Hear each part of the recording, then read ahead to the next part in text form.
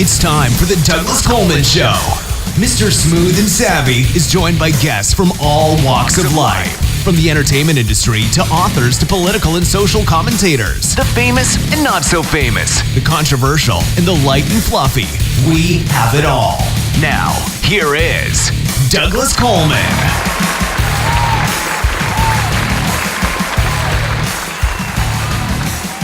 Howdy-o. Hey, welcome to the Douglas Coleman Show. It's me, Douglas Coleman.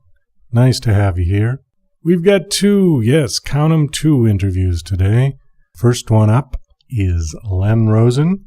Len is a filmmaker, actor, director, writer, and producer who is from Toronto, Canada, one of my favorite cities in the whole world. He's the winner of multiple film awards from film festivals, including Best Screenplay Award from the Monaco Charity International Film Festival for his film Fallen Leaves, Golden Sky. Len will be up first, followed by Stefanie Estes. Stefanie is an actor who was born and raised in Hawaii. She's currently starring in a psychological thriller called Bethany. I watched the film. I thought it was great.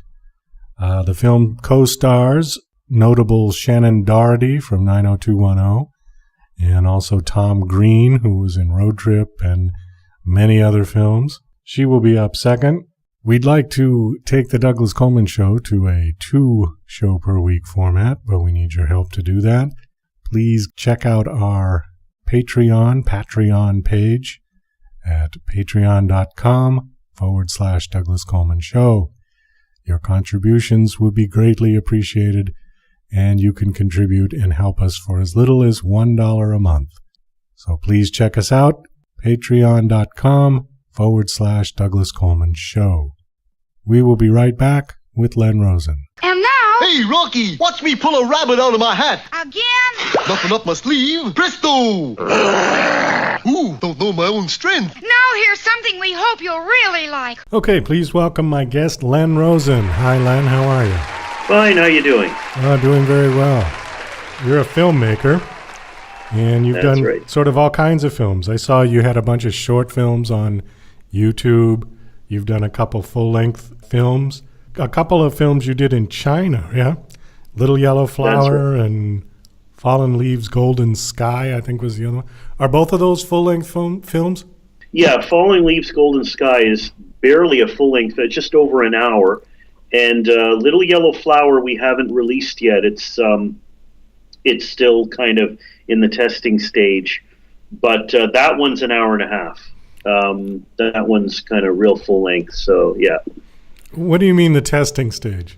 Well, I finished it and basically shelved it because there were a lot of personal things going on in my life and some other projects I had to jump on. So I kind of shelved that one for the time being. Maybe want to polish it up a little bit. Just giving it out to test audiences. So I haven't really done anything with that one yet. But Falling Leaves, Golden Sky, that one's already been out there in festivals, and that one's been out there already. Tell us a little bit about what the films are about, just briefly. Falling Leaves, Golden Sky is about a little girl who lives with her mother and her grandfather. And through a course of events, she's left all alone. And she's left to wander the streets. And this is like a little girl just basically homeless. And she gets into all these little misadventures. She'll meet people who will, swindle her, but then she'll meet kind people. And through a course of events, it's like not really a coming-of-age film, but it's more like a film of discovery and a film of, understanding in oneself and the city around them and their world around them, basically. And Little Yellow Flower is? Little Yellow Flower is, again, like it's kind of like that journey of discovery, coming-of-age film. And the subject of the film, again, is a female, but the female's older. The female is like in early 20s, late teens, and she's dreamed about being in the big city. She lives in the countryside. And through a course of events, she gets into the big city, And, well, it turns out to be not all it's cracked up to be, and she gets in all these terrible misadventures, and there's a whole subplot in there with a love interest, and without giving away too much, that film is a lot more deep and complex. It's got a lot of imagery in it. And but I love making films that are like where the character is on an adventure of discovery. They're either on a road trip. That's why I love the film Easy Rider so much, because they're on a trip and they get into all these adventures. I love films like that. And so, but the difference between Falling Leaves and Little Yellow Flower, besides the age of the protagonist, is Falling Leaves, Golden Sky has absolutely no dialogue in the film whatsoever. It's not a silent film, but it's interesting to watch because it has no dialogue. The characters do not say anything to each other. The scenes are taken through face expression and action. And with Little Yellow Flower, the dialogue is completely in Chinese with English subtitles. How did you get involved in making films in China? Is that a new hot place to make films, or do you have some kind of a connection there? I love foreign films. I love China. I love Chinese culture. I love Chinese people, and China's a beautiful country. And I wanted to do something there all my life. It's just fascinating. I mean, there are several places I've always wanted to do films. China's one of them. India's another one. You know, I've wanted to really capture local life, and I want to capture the stories that happen in local life. I mean, I grew up watching independent films. I wasn't so much into mainstream films, although when I was a kid, my dad would take me to the theater. You know, when Raiders of the Lost Ark came out, I was just a kid, and my dad took me, and, you know, the Star Wars and all that stuff. But I wasn't really heavily into that because one thing I felt I felt no depth of character with those films. I wanted to do, if I was going to do a fictional film, I wanted to do it about a real life people and make a story. It's an interesting thing because whenever I film serious films, and whenever I act, I like to act comedy. So it's interesting how that flows. I'm not saying I'd never do a comedic film, but I'm saying it's interesting how that, you know, came into play. But yeah. You had mentioned something about, which one was it? That has no dialogue? Was it Little Yellow Flower? Falling Leaves, Golden Sky. Okay. Falling Leaves, Golden Sky. Yeah. I like those kind of movies. There were a couple that I remember seeing years ago that I really enjoyed them. I enjoy them for two reasons. One, because they make you think. It's rather like reading a book in the sense that you don't have it all right in front of you. You kind of have to use your imagination, which I like. And the other reason that I like them is that regardless of what language one speaks, you get it. You can watch that film and get it. Once you put language into a film, then you've got to subtitle it, and there's going to be things that people don't get in subtitles. I mean, sometimes it just doesn't translate. I'm sure from Chinese to English, definitely the translation can get lost real quick. But the couple of films that come to mind was The Red Balloon was one that I remember as a kid, which I really liked. And Death in Venice was another one. Okay. That had very little dialogue. And it was just mostly sort of surreal and imagery and things. Yeah, I do like that. Are you a Chaplin fan? Oh, definitely. I saw on YouTube your film The Fly. It was very funny. Oh. When did you make that one? That was it's funny. That was kind of a film I just did for fun. I didn't know it would have the impact it did. Funny how when you do these films and you're like, and you hear that with musicians too, they record a track just to say, yeah, we'll just throw something on the B-roll, and then on the B-side, and then all of a sudden the B-side becomes a super hit. It happened with Paranoid by Black Sabbath. Right. They did that as a B-side or something, I heard, and it turned out to be a massive hit, or they recorded it in like a few minutes or something like that. It was like, you know, you never know what's going to happen. That movie, I bought my new DSLR camera, and I wanted to try it, and I'm like, what am I going to film? I have no idea. I have no scripts right now, nothing. So then I thought, you know what? I'm going to do something like a real life Tom and Jerry type of thing. Just because I had this idea, maybe I'll do a little series where it's like Tom and Jerry, but with real life people. So I just basically filmed myself, and I thought of this fly bothering me, and I didn't think much of it. I just filmed, and I had to pantomime where I thought the fly would be, and I just put stuff together and threw it together, and I just threw it on YouTube, and all of a sudden, like people are calling me, oh, I love that fly, I love that fly. Even like I did that fly thing like maybe like 5 years ago or something, and I still today get people saying to me, oh, where's that fly? Make it into a series, and I like, well, I didn't have a real premise to have a guy and a fly. I didn't know how I was going to make that into a whole series. I mean, how much can you do with that? So I thought, okay, I'll take the actual character of the guy, which is a neurotic type of Jim Carrey, Jerry Lewis type thing, and make that character into a series. And so that's essentially where it came about. It was just kind of like I was playing around. I wasn't really doing anything, but it's it caught on, I guess. I suppose the only thing you could do is just have him get attacked by different kinds of bugs and then have different reactions accordingly. But I don't know, you might be beating the horse a bit on that one. Yeah, I thought of having a full series with like a Tom and Jerry thing where he's always trying to catch this fly and make it into like 5-minute internet series or whatever. But I don't know. It just got to the point where, the fly is so small, and really I wanted to go more deeper than that. So I just didn't go forward. But yeah, it was quite something. Still is today. You had mentioned Star Wars and some of the big budget Hollywood kind of films that are not great in depth of character. They seem to be getting away from that. The one that I've brought up before with other indie filmmakers is Spectra. I just watched that not too long ago, the latest James Bond, with a $200 million budget. And I swear Daniel Craig had 2 pages of dialogue from the entire movie.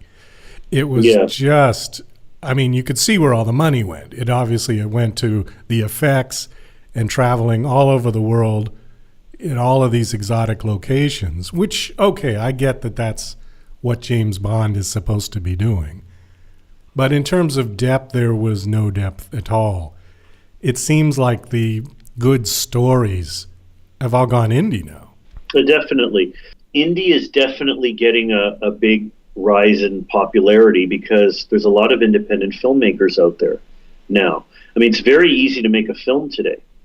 The hardest part is not making a film. The hardest part is marketing it. There's so much out there now.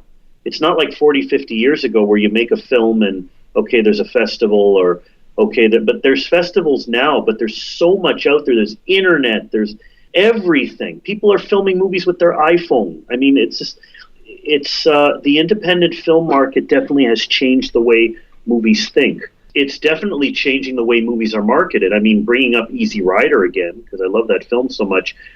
Dennis Hopper broke grounds with being one of the first groundbreaking independent filmmakers and started this whole thing with people being independent filmmakers, and all of a sudden, but now you have the digital age where even a 5-year-old kid can pick up a camera and make a movie. Right. So you have editing software coming with everything, even your iPhone. So I mean, today the whole scope is changing, and there's a lot more depth of characters in all these films. But still, Hollywood is basically, trapped in a commercial frenzy because they want to make what they know is going to sell, obviously, but they don't like to take chances, even to this day. James Bond is a franchise. Iron Man is a franchise. Right. Star Wars is a franchise. All these franchises they know are going to make money. They know these things are going to make money. They do it because they know they don't take chances. Now you got independent films that sneak in there that do make a lot of money. But again, Hollywood is still scared. They don't want to take chances on these lower budget independent films as much as people think. So how does one, as an independent filmmaker, make money? You had mentioned the internet, and it's been my experience as a musician that nobody wants to pay for anything on the internet. Everybody wants everything for free. As a radio show host, I'm just now starting to get sponsors, but that's not huge dollars. You know, that sort of helps to pay the costs of doing the show. I'm grateful for my sponsors, don't get me wrong, but I'm not going to support myself with that yet, you know. Right. This is not Coca-Cola commercial at Super Bowl halftime. So how does one make money? If you make an indie film, you put it out there, where do you go? Where do you get your money from? That's a really difficult question that even I have trouble answering. The only way really, and musicians are, by the way, they're in the worst situation. Because everybody downloads music, and even new music, people can find ways of getting copies of it. So the only way musicians make money is by concerts and getting their music put into films or TV. Right. As far as movies make money again by ticket sales and sponsors as well. But I like doing television, and I'll tell you why. A movie, it's extremely difficult to make money. And the reason is because it's either a flop or a hit. And with a movie, you get one shot. And if you get a sponsor, they'll come in there. But again, it's not even a perfect place for a sponsor. With a movie, you gotta, it's just ticket sales and it's one shot and distribution. But even then, you can get it bought out by like Netflix or something, or a subscription channel. And then you can make money that way. But again, it's hit and miss. With television, you have a series, you can get sponsors, you can get advertisers a lot easier because there's a lot more going on. You have multiple episodes. So if it doesn't grab people on the pilot, it'll grab people in episode 2, 3, 4, maybe season 2. Television and people like to binge watch now. And television, if you get them, they'll binge watch the whole thing. And so I've kind of been moved over to television. But how does one make money with a movie? You got to have those connections into the market. You've got to get your movie enough publicity. Publicity is the key. Publicity is what will drive tickets. Publicity, because I've met a lot of filmmakers who max out their credit cards to make a film. And then all of a sudden they're like, well, what do I do with it now? And they've gotten themselves into debt. And before you even make a film or before you shoot a television show, you've got to know, what am I going to do with this? What is my marketing game plan? Even before you shoot it. A lot of people say, I'll worry about that when I finish it. I'll worry about that when, I'll cross that bridge. No. You got to cross that bridge now. You have to get out there. You have to find it. And before you put a movie in a festival, before you put a television, you got to have test audience. So if you're an independent filmmaker, get your family, your friends, your neighbors, invite people down, have people watch that film, make their critique. I used to do that. I did that with Falling Leaf, Golden Sky. When I finished that film, I had 3 showings, and there were at least about 100 people in each showing. And I gave them each a piece of paper. And I said, write down all the things you love about the film and all the things you hate about it and all the things you feel should be changed. And then I wrote down, do you see any technical errors? I told them to write down everything. And you wouldn't believe, I got, it's almost like washing rice. You wash rice once to get all the junk off. Then you got to wash it again, and a little less junk comes off of it. Then you wash it again, and a little less junk comes off till the rice is clean. Yeah. I know that seems interesting. So what I did was I had stacks of paper with people bashing my film. The first copy of Falling Leaves, I got people bashing it. Like, not so. They said, "Oh, it's very cute. But the sound is terrible. It's too tinny." Or, did you notice when the little girl left this scene? Her shoelace was undone. Then in the next cut, it was done. Did you notice that it's not believable that she came up? All these things they'd write down. So then I'd go back into editing and I'd fix all the mistakes I got on this stack of paper. Then I'd show it to 100 different people, and they'd have their own take on it. And it would be a little less criticism, but it would still be. Then I'd go back and change that again and again, like a filter, again and again, till I finally showed the final draft and maybe one or two problems, but mainly it was done. And you got to remember about Falling Leaves. Falling Leaves was done on such a low budget. I think it was like $2,000. And the film was filmed with a standard definition camera, just a handheld camcorder you might take on a vacation. Wow. And that film won the award for Best Screenplay at the Monaco Film Festival. That's what you got to do. Don't wait until you give it into the film festival where people are judging it. And I know you love your parents and your best friend dearly, but they're going to be biased. I'm not saying you don't show it to them, but just remember, certain people are going to be biased. That's like your mom telling you you're handsome. You know, it really doesn't count. One thing I wanted to ask you, though, do you think it would be better if somebody wants to make a film to go out and try to get backers rather than max out your credit card doing it yourself? A lot of people raise the money on Indiegogo, and you can. Yeah, there's a lot of crowdfunding sources to raise money to do a film. If you're going to do a film on the really, really cheap, you're best to use your friends or people you know, or you could do what's the term I'm looking for again? You could get brand new actors who are looking for a chance to get exposure, and always feed them. Never do a film without at least feeding people and giving them money for transportation, because that's the least you got to do. So get money for that. You can make a deal with actors who are brand new. You can give them exposure. Because all brand new actors coming out of film school are looking for exposure. And if you feed them, give them transportation, and make sure you do enough advertising for their benefit. And then you can always give them some backing. Like when the film if it does successfully, you can give them some percentage back, or you can pay them for what they did or whatever. As long as there's some kind of a benefit for them, you don't have to spend a lot of money. Don't max your credit cards. I don't recommend that, not unless you absolutely have no without end of a doubt that your film's going to be a hit and you can't possibly know that. There's a lot of ways to raise money. Crowdfunding is good. You can't raise a lot of money on crowdfunding. Keep that in mind, and it's going to take time. What I say is, if you're going to do crowdfunding, while the crowdfunding is taking place, for goodness sakes, get out there and do some research on, the kinds of films that people like to watch. Find how you're going to market it. Gather together some very talented people that can help you with marketing. There's, again, a lot of students. I mean, who are the people that can spread gossip the best? Students. There's no reason why you can't go to a university or to a film school or whatever and hire students who are very good at social media. Pay them something. Let them do social media for you and give them something of the backing when you're done.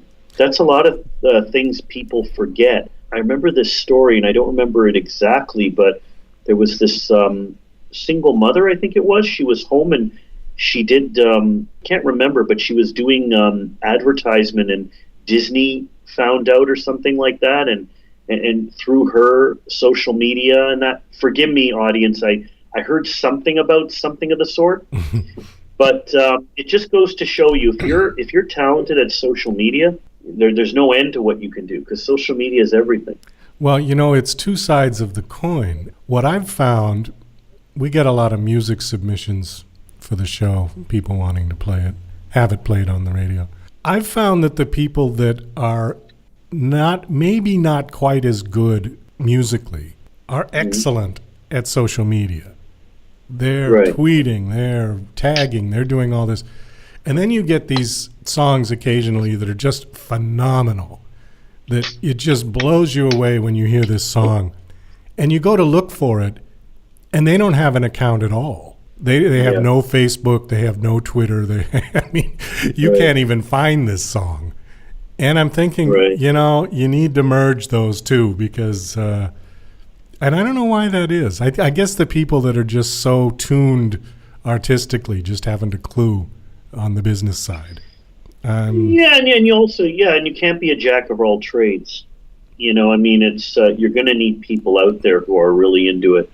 I mean, social media now is a skill that almost the whole planet has now. Yeah. But it's not just, you got to have a lot of friends on your Facebook. You got to have, and it's not just, you can't, like a lot of people, when you do a film, you're like, what do I do with it? Oh, put it on YouTube, put it on you. It's not that simple. I mean, you got, it's a catch-22 in a way, because you put a video on YouTube, it's like taking the video and throwing a pebble into the ocean and hoping that if a million billion swimmers swim through, one of them's going to find the pebble. I mean, it's like, right. And same with Facebook. Facebook and Twitter have two problems here. Facebook and Twitter, the more friends you have, and it's not just how many friends you have, I should say, the more friends they have. Because whenever you post something, you have a ton of friends, that's going to get lost in all their postings, and you put tweet out there, it's going to get lost. I mean, I don't know why people, like, they tweet, they Facebook, they Instagram, but the more people you know and the more people they know, it's just going to get lost in all these postings. I mean, unless you're persistent, I shouldn't say it's, but there's a skill to it. And now, I'm not a marketer by any means, but there's a skill to it. And, hey, be different. That's all I can say is be different, be out there, be crazy, crazy. Please. One thing I did want to ask you, actually two things, and then we've got to wrap this up. You've also done some music videos. I noticed there was one called Gravity 180. Mm-hmm. That's the name of the band? That's the name of the band. So you do shoot music videos, yeah? Yeah, I've shot a lot of music videos over the past couple of years, a lot of them. I enjoy shooting music videos. I love doing those. And I shot music videos. Gravity 180 is one band. I did a documentary on their group as well. I shot music videos for Polly Perret, who stars on NCIS. 2 music videos for her. She's a very good friend of mine. I also shot a music video for the group Halo Circus, which is really getting a lot of airplay out there and exposure now. And they're a great group. And also Next to the Tracks, they're doing a lot of great stuff out there, getting exposure. And I encourage all of you to check them out. Their music is fantastic. The last thing I want to ask you about is your new show. Tell us about your new show. It says interactive. We're in pre-production. It's called It's Len. And basically, the premise is there's this struggling actress in Hollywood. She can't seem to get on her feet. She's ready to call it quits and go home. And then she reaches out to her stepbrother, who lives in like the North Alaska Arctic there. And he's also, he does films in his spare time there. And he gives her an offer. He says, I'd like to come and help you stay in LA and help you pay your rent if you can let me stay with you. And that sets up the comedic premise for this guy who's wet behind the ears, has never been to barely a city in the last 25 years, and seeing what happens to him. It's that's the premise, the main premise of the show. And we're in pre-production now, so we're basically getting it all set up and put together. And if you want to take a look at what we've done so far in our premise and that, you can go to www.itslen.com. That's without an apostrophe. itslen.com. How is it interactive? Interactive, we're trying to get the audience involved. We're playing around with the interactive part of it, but we're trying to get the audience involved in a little bit of the writing and a little bit of the contests. And so we're going to develop an app for the show, and we're going to have the audience basically submit their ideas of what could happen to Len or one of the characters, and we'll have little contests and things. So I like, if I'm going to do shows, I want them to be interactive. I want the audience to have some participation in the show. That's what I mean by interactive, basically. Well, it sounds very interesting. Do you have an idea when it might be coming out? We're really hoping to get this out sometime in 2017, probably for the fall season. We're in pre-production now, so we're getting the pilot ready. So we're working on the pilot. So basically, if you want to keep up with news and notices about it, check out the website and also the Twitter @itslen_show. So you can check that out too for any news feeds that come in, and that's how you can follow us. Well, Len, we got to wrap this up. Unfortunately, we're out of time. Thank you very much for coming on the show. I appreciate it. It was nice talking to you. Thank you for having me. Best of luck with your new project and with your other projects. Thank you, and all the best to you and your program, and thank you so much. You're listening to Mr. Smooth and Savvy right here on The Douglas Coleman Show. We'll be right back after these commercial messages.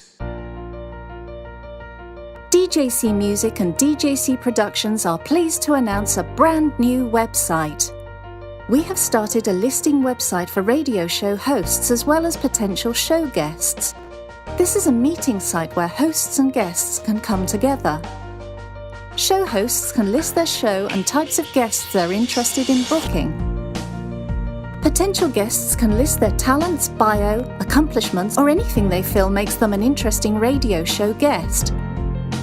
There are no recurrent payments, only a one-time $5 listing fee. Your listing will stay up until you decide to cancel. Previous guests of The Douglas Coleman Show are welcome to submit their guest listing free of charge. Go to radiohostsandguests.com. That's radiohostsandguests.com.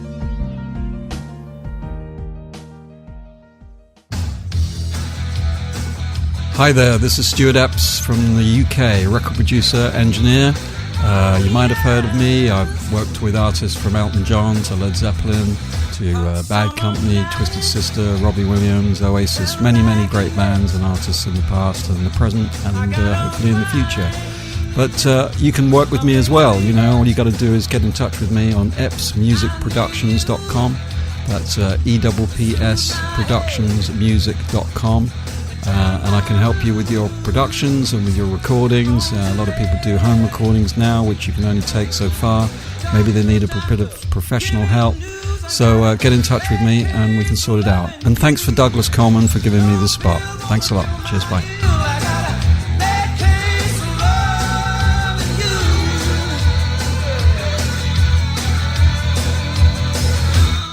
Okay, please welcome my guest, Stefanie Estes. Hi, Stefanie. How are you? I'm well. How are you? Oh, doing very well. I just watched your film. Excellent. Literally just watched it about 2 hours ago. And I got to say that it was really creepy. I mean, it was just the right amount of creepy because, you know, a lot of... Oh, that's good to hear. Yeah, a lot of films that I watch, and I get to watch a lot of them in this business, Right. but some of them are just way over the top in terms of, I don't know, gratuitous blood and body parts everywhere. And, Sure, yeah. you know, it kind of, for me personally, it takes away from the creepy, scary fact. And Absolutely. yours was sort of just the right amount of creepy. And Yeah. Yeah. I like to think that like the gore and blood only enhances, you know, the moments that they've established that really creepy tone, which I think it has a lot to do with the fact that the film is like a supernatural / psychological horror story, you know, like which I find really creepy because when you watch it, you don't know if the things the main character is experiencing are actually happening or if she's creating them in her own mind, which is a bit terrifying, I think. I like that bit because I don't want to spoil it. And it's hard to talk about a film without spoiling it. I mean, you have to kind of work around, you know, what actually happened. Exactly. But it was nice how you thought one thing and then it changed to something else. I appreciated the sort of twist at the end. I think it was a bit emotionally wrenching too, packed an emotional punch. Oh, definitely. A lot of, you know, horror films are just about the gore and the jump scares. And I think this one has a lot of themes that kind of speak to sort of universal issues that people deal with, like depression and issues with family, how we're obsessed with beauty, our relationship to our mothers. Gosh, I could go on, you know. Yeah, it definitely brings that home. And I think a lot of people have had issues with their parents.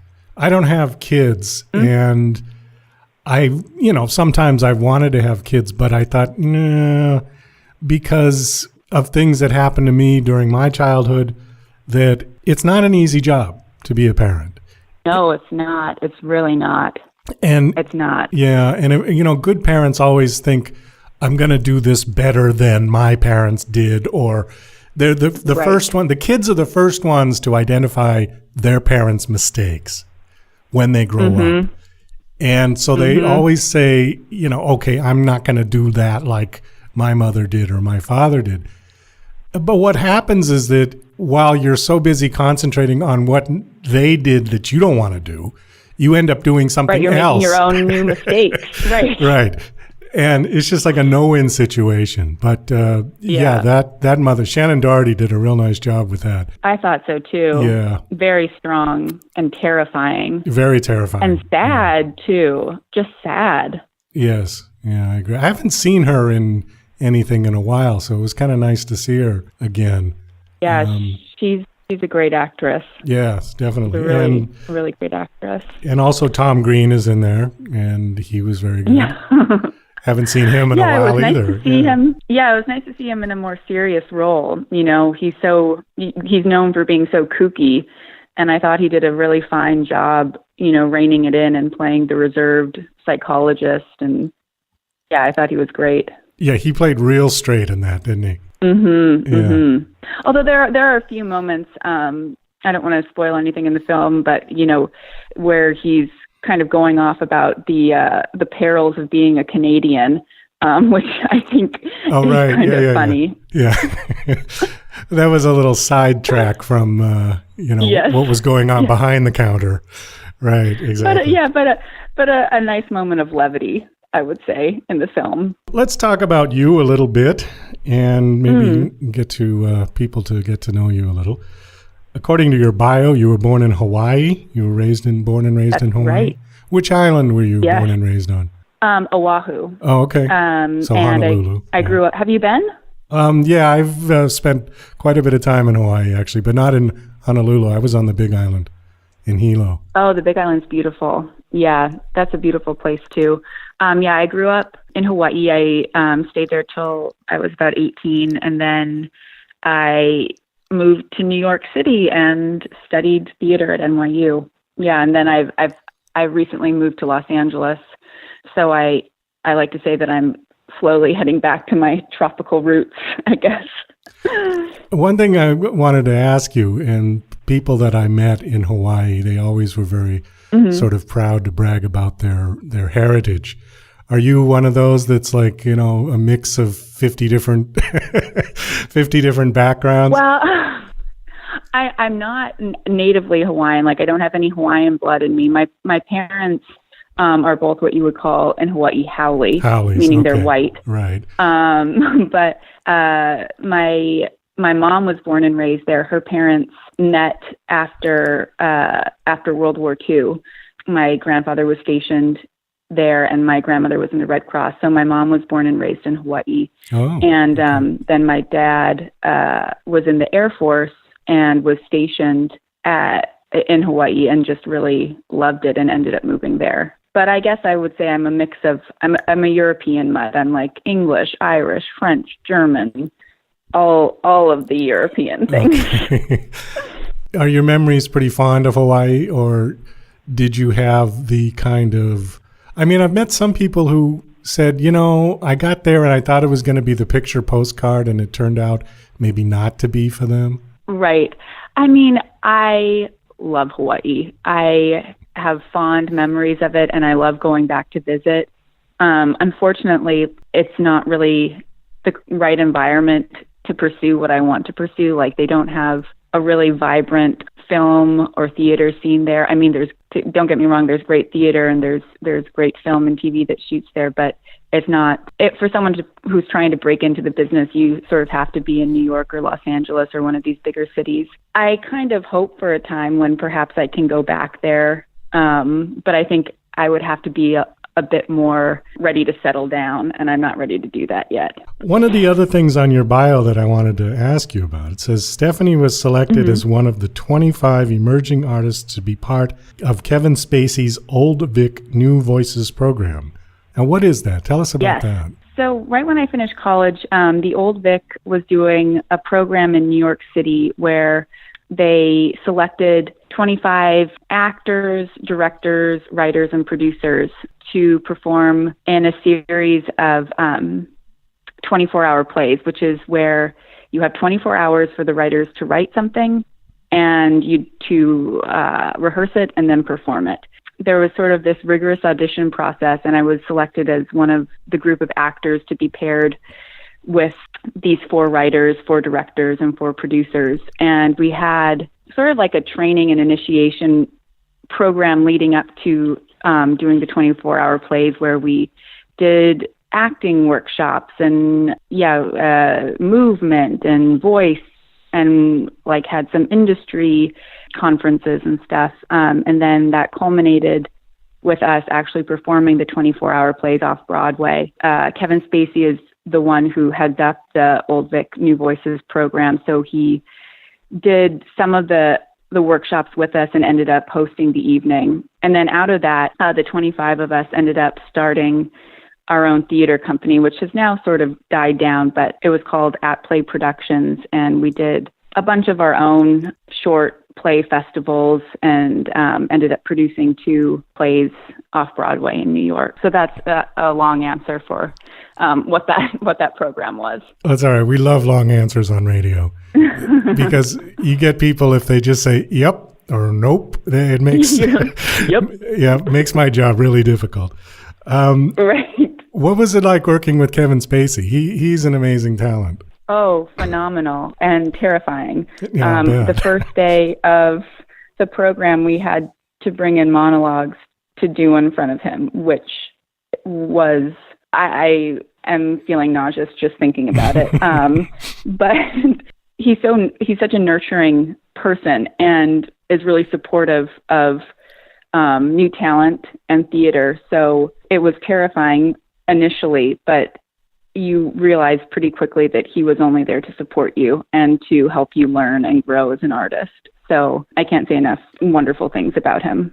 I saw him on James Lipton's show, and aside from being a tremendous actor, he also does some of the best impressions I've ever heard. Oh, yes. So good.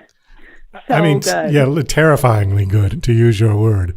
Yeah. Because he's like, oh my God, yeah. Which in itself is its own art to do impressions. Because you can be a great actor and not be able to impersonate anybody. I'm thinking of Meryl Streep as probably one who, in every film she's in, she's basically a variation of herself. And the only person I've ever seen that could do her was Kathleen O'Hara from SCTV. She's probably the only person I've ever seen who did a Meryl Streep impression.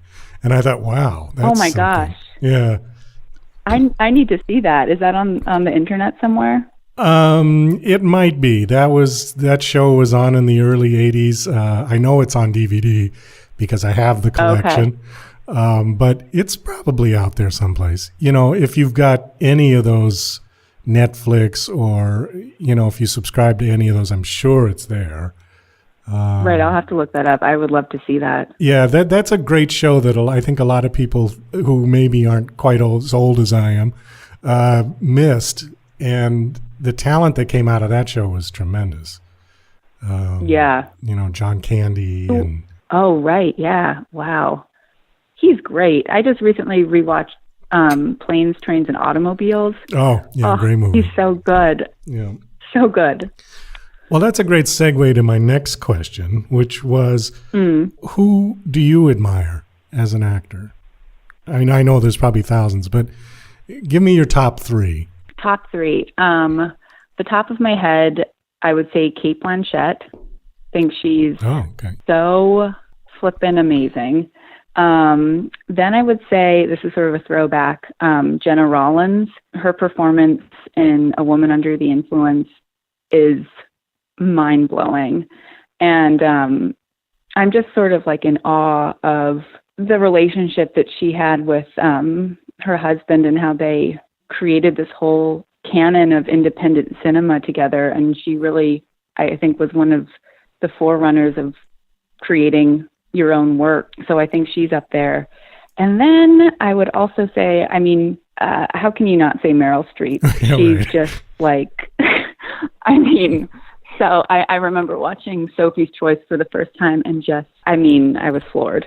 She's just so good. So good. I think those are, off the top of my head, the top 3 people who inspire me. Yeah, Meryl Streep. And I think they're all sort of timeless. You know, they've continued working. You know, they started in their younger years and they've continued to create prolific work, which I think is so admirable. I think Meryl Streep has that ability, like De Niro, to just kind of take over the room, not in a bad way, but yes. When they're on camera, that's it. You're there. Yeah, you can't look away. You can't look away. And you don't think about anything else. They clear your mind. No. You're just so focused on them. They have that ability to just sort of draw you in like a magnet. And not a lot of actors have that ability. There's a handful. No. You know. You started out being a theater actor, and now you've sort of transitioned to a film actor, yeah? Mm-hmm. Is that what you wanted to do? Or did it just happen that way, or did you get picked up for a film? I think it was sort of a combination of both. I love theater, and I started out, I studied it in school, and then right out of school, that was what I was mainly doing. And most of the auditions that I was getting were for film. And when I started booking film projects, I realized that I really did like the medium. It's a bit more contained and subtle, which can be appealing. And so, it just made sense for me to pursue that a bit more because it was what I was getting cast in. But that's not to say that I don't want to continue doing theater. I mean, I love theater, and I wish that there was more money in doing it. When you're doing smaller independent theatrical productions, you're usually just getting a small stipend or, doing it just for the credit, which unfortunately you can't make a living on. I would love to be in a position where I could do both. Well, there are, I would say, a number of actors who, not to say they don't like doing film, but they do the film for the money, because the money is certainly better in film. Yes. And then when they're off, when they're not shooting, then they go do theater. Yeah. I mean, Kevin Bacon. I would love to have that life. Love to have that. I mean, if I could make that materialize, I would do it in a second, because theater is you're live. You're doing it live. There's no take two. You have to be completely in the moment, and there's something extremely exhilarating about that. And you get to see how it affects your audience in the moment. If they're laughing, you can sense if they're getting emotional. So there's a thrill off of that too, being able to perform live. Yeah, you get immediate feedback on, did I get it right? Did I get it right? Did I get the punchline right? Was my timing right? Yeah, exactly. When you're doing a film, you're looking for that really from the director. And yes, I suppose if the crew laughs, you did all right. But it's not quite the same as 500 or 1,000 people. No, not at all. Do you have a preference for drama or comedy? I tend to get cast in drama, but I feel like I have a more lighthearted spirit. So I would love to pursue comedy and try and hone my chops in that. I think the material that I most respond to is that sort of dramedy, like something that is funny but packs an emotional punch. I'm trying to think of something off the top of my head that applies to. But do you know what I'm talking about? Like something that you're giggling at one moment, and then the next minute you're like, oh. Well, yeah, God, the one I'm suddenly feeling something. The one that just popped into my head was As Good as It Gets. Oh yes, something like that. Yeah, I would say would be my preferred genre. It was definitely had its funny moments, but it was also very serious and sort of covered the whole spectrum of emotion. Yes. That movie did. Yes. Which is I think what life is like, right? It's never completely terrible. There are moments of levity within the drama of living. That's why I really respond to those pieces. Any roles that you'd like to play that you haven't done yet? Anything you particularly want to do? Yes. I really want to play a part in a Western. A Western? Wow. Okay. Yes. I'm thinking of, did you ever watch that show Deadwood on HBO? No. I really enjoyed it, and it had some pretty strong and interesting female characters in it. I don't know. For some reason, that period of the Wild West just really appeals to me for some reason. And then the other thing that I would really like to play is, did you ever see that film, The Good Girl, with Jennifer Aniston, where she plays sort of a clerk at a Walmart in a small town? That one sounds familiar, but I can't pull it up right at the moment. I would love to play a sort of disillusioned Walmart clerk in small town America. That would be a lot of fun. You could do that for real. You could just go to Walmart and get a job there. I could. Yeah. Have somebody come in and film you on their iPhone. You could do your own little independent thing.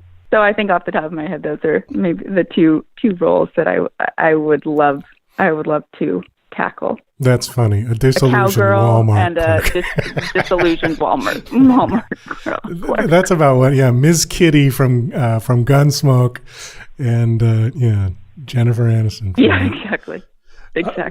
Well, that's good. That covers the spectrum, I think. And in this movie, you played kind of.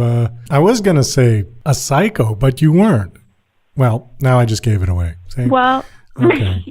Yeah, she's definitely, my character is definitely holding on to some thin threads of sanity.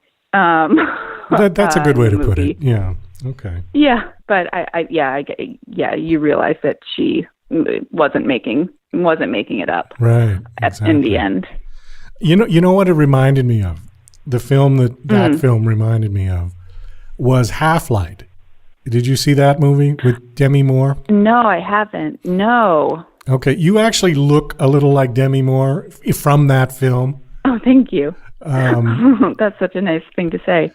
But yeah, if you get a chance, get that one. It's oh God, how old is it now? It must be early 2000s. But the basic story is she's a very famous published author, and she has a tragedy that her son drowns. And so she's got to get away, and she goes to this really isolated village in Scotland on the coast and rents this little house. And then it's kind of like your film where she starts, weird things start happening. And, right. Oh, I'll have to check that out. That sounds awesome. But it's just kind of the mood of Bethany. And even some of the, like, I get very technical when I watch films and say, oh, they use that filter on the camera, Right. But it, like, certain spots had that same kind of bluish tint to it, and the way the camera angles were, and it just was like, oh, it reminds me of that movie. But yeah, definitely a good film. Half-Light. And, well, so what are you working on now? Right now, I'm sort of in that grueling process of auditioning and looking for the next thing. I'm working on an indie probably later this year called A Place Apart, which is about a woman whose father starts suffering from dementia and starts talking about this woman who my character has no recollection of. And I sort of become obsessed with investigating my father's life. And in the process, I kind of realized that he wanted something different than what he kind of settled for. And it makes my character reevaluate the choices in her own life.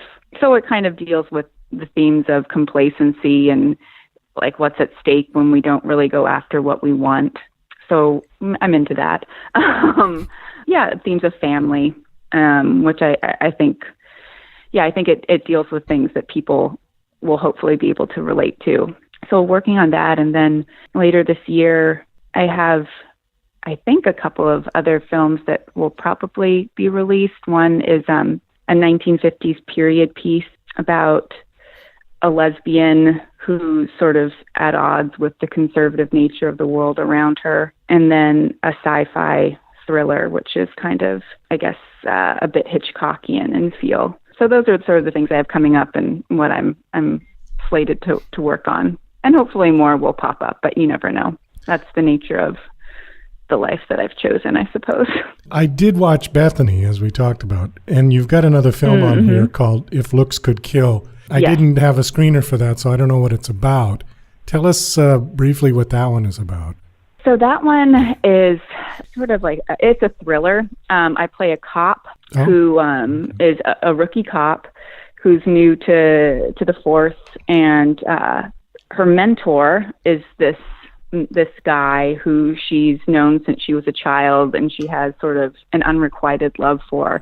And he starts seeing this woman who seems nice, but starts to exhibit qualities of perhaps being a bit of a sociopath or a crazy person. And I am trying to investigate her and convince my mentor that she's nuts and he shouldn't be with her. And it turns out that she is indeed a crazy person and wants to kill him. And then it all, I won't give it away, but it all comes to a head with guns and you know, shooting and crying. But it's a fun ride. It's a fun ride.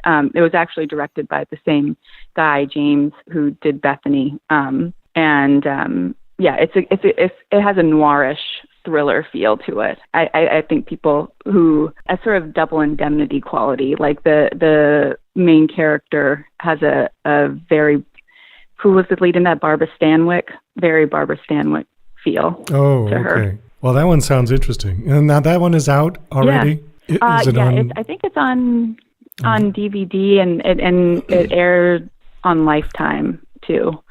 And I think continues to air there. So it's probably on Vimeo and... Yeah. Okay. I'll take a look for it because that sounds interesting. You mentioned James. This is James Cullen Bressack, right? Is his name? Yes. And he directed both of those films. At the end of Bethany, the movie was dedicated to Harriet Bressack. I'm assuming that's his mother, just from the dates. Yes, his grandmother. Oh, grandmother. Yeah. Okay. All right. And then there was a little quote. It said, "To building skyscrapers from the top down." I thought that was really interesting. Yes. I'm trying to give an analogy of that, and I can't. So maybe you can. What do you think he meant by that? Well, I know that he had a really close relationship with his grandmother, and she was the one who really encouraged him to become a filmmaker and sort of told him to dream the biggest that he could. And I think that's what he means by building a skyscraper from the top down, like go for the ultimate of what you want and the rest will fall into place. So I think that's what was the message she was trying to relay to him with that. And yeah, he was really close to her, and I think she unfortunately passed away a couple of years ago and hasn't been able to see all the work that he's been able to do and what he's accomplished. Yeah, he's very committed to honoring her memory, which is lovely. Yeah, that was nice. Well, Stefanie, we've got to kind of wrap this up. Thank you so much for coming on the show. It was a lot of fun talking to you. Oh, thanks so much for having me. Best of luck with all of your projects. And I do hope you get to do the Ms. Kitty and the Walmart clerk, I think. Me too. I think that would be just... Me too. You know, and especially if you did it in one day. If you had both of them going at the same time and you go into wardrobe and change from one to the other, that would just be a great experience, I think. That would be the ultimate. All right. Thanks again for coming on. I appreciate it. Thanks so much. I really appreciate you having me. Well, that's about all the time we've got for the show today. I want to thank my special guests, Len Rosen and Stefanie Estes. This is Douglas Coleman saying goodbye. To the